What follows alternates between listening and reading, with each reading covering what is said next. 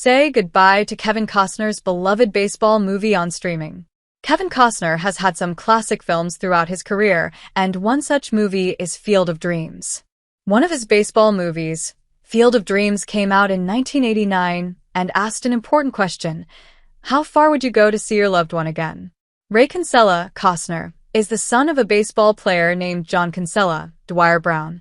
But John passed away, and now Ray is given the chance to build a baseball field in his cornfields and see his father again. The emotional Phil Alden Robinson movie has become a classic throughout the years, and you have one day left to watch it on Netflix.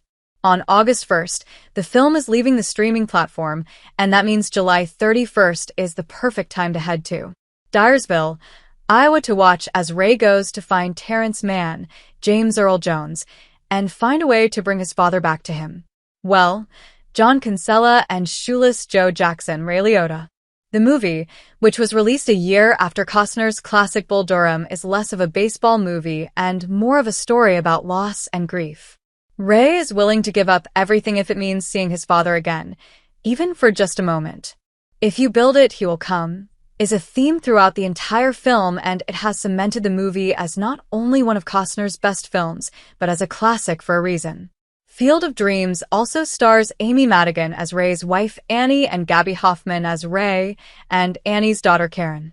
Mike Schur is trying to bring us a new take on Field of Dreams. Rumors began in 2021 that Mike Schur, co-creator of shows like Parks and Recreation and The Good Place, was working on a show about Field of Dreams.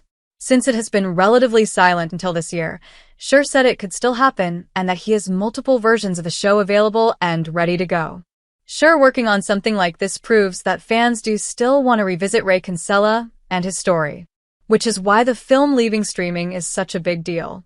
And look, if you've been putting off that Costner baseball movie rewatch, now is the time to jump into it.